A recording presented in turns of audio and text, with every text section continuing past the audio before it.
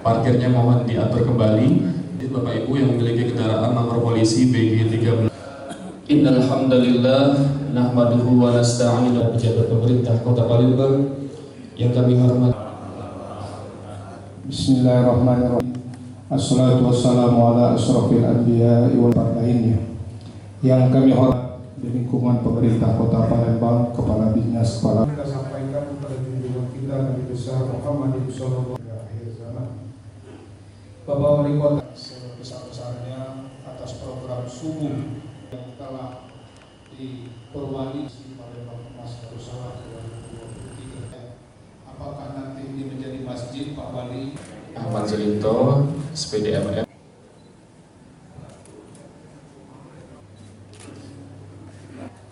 Dalam kriteria ASN melaksanakan, artinya 4 kriteria itu maka diberikan penghargaan. Masa depan nanti melanjutkan kita ini insya Allah yang baik, dilatih lagi untuk lebih berhasil.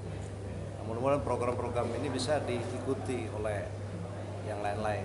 Tadi kami sudah menyarankan kalau di komplek kantor dinas maupun masjid, mudah-mudahan di kantor-kantor yang lain kita giliran nanti. Utamanya kita melatih para pegawai itu dulu untuk memberikan contoh di tengah-tengah masyarakat. Ini